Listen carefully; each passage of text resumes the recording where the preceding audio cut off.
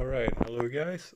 Today I have a solo Doom 4 guide, which is needed to unlock the S tier talent. The POV you'll be seeing is from a assassin, but I believe any class can do it as long as you have some sort of immunity. All the clips will be sped up by 50% and I will be talking you through what to do throughout the dungeon. So at first you want to clear all of the trash mobs, but you want to make sure you leave a few alive so that you can heal up. This dungeon is by far the hardest one so far. I tried it yesterday in a 5-man team. We managed to clear it, and now I'm doing it as a solo, as it might show that it's doable for everyone. Something to note is that I have around 60k power right now, but I believe you should be able to do it with like 55k plus. Anything above that will just make it easier. So after you clear all the trash mobs, two bosses will spawn. Basically, one enrages one, the other dies, so you want to make sure you kill them at around the same time. At first you can see me healing up right here, just so I make sure I'm topped up on health. Then when I go in, I basically just want to kite them around. I use my immunity because they will do a big AoE, which you will see in a second. There you can see they both do an AoE, which deals a lot of damage. Then I just continue kiting. Yeah, so I just want to use all of my abilities on cooldown. I don't want to make sure that they're nowhere close to me because then they will use their AoE. As you can see there, I use my Void Pool to dodge their AoE. Move out of the red lines as usual, which should be pretty self-explanatory. Here I use my immunity again to dodge the AoE. As you can see, I did it twice because I stood still. Then I just continue kiting. Something to note is that in this dungeon you technically only need to die once on the last boss, which you will see here. I actually died twice on the last boss, but you should only die once. As you can see, I'm just using my immunity to dodge all of the AoEs. Here I got hit by one and it did quite a lot of my HP. One of the envoys is almost dead. As you can see, the other one enraged right now.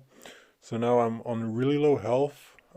Technically you could die once on this boss, but if you die more than once, I just suggest you to restart.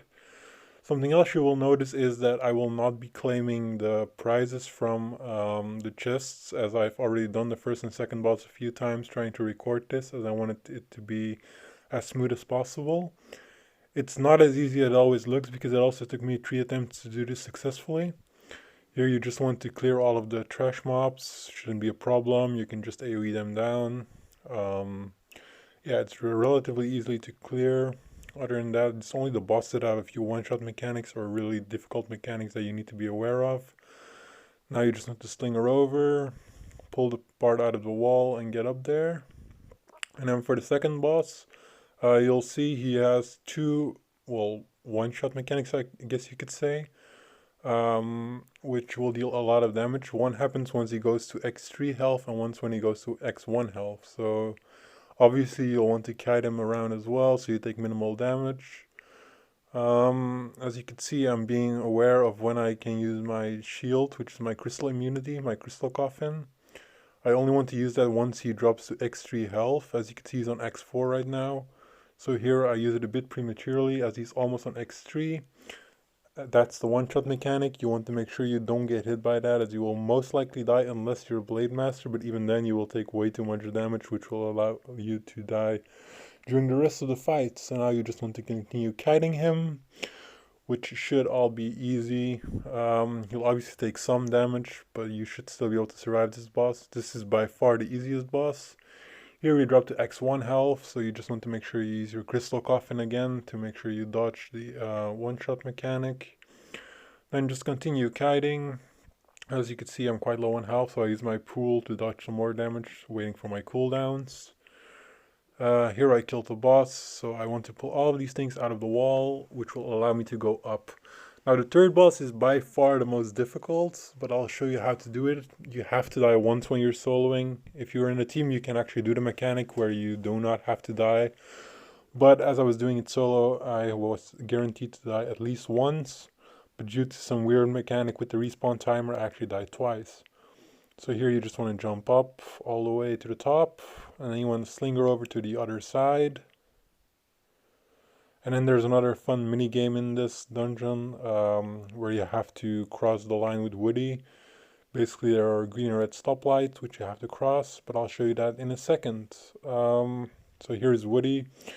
I actually really like the fact that there's a mini game in this dungeon. It's not difficult at all. You can see I actually took my time. I could have done it way faster, but I just want to make sure that I'm safe, like better safe than sorry, so that I do not die on this. So that I do not get the punishment at the end and die. So basically, when the lights are green, you want to use your dash to get over. Once the lights turn red, you want to wait. Here, I didn't have my dash available, so I just waited a bit prematurely. Now the light is green again. I'm waiting again because the light will turn red in any seconds. And then in the last attempt, I just get over. You want to talk to Woody, and he will take you. You press hurry up, and he will take you here. Now be sure not to aggro any of the mobs and just go straight to the elevator. Then you'll want to press the elevator and continue to the floor. And here there will be a shortcut of the final boss, which is by far the most difficult one. It even took me some time to figure out how to do it properly. But generally, if you follow my guide, you should be able to do it. So something to keep in mind is he will drop a lot of AoE on the ground. It shouldn't be able to one-shot you, but if you're in a bigger team, it will do more damage, so you should use your immunity to dodge that. You can see it when he stamps his feet on the floor. As you can see, he does it here. Things start falling. I use my pool to dodge all of it. Then right here, you just want to make sure you're out of all of the AoEs, all of the red lines. Once he goes to X3 health, he will spawn a lot of golems, as you can see. He spawns around 5, I believe.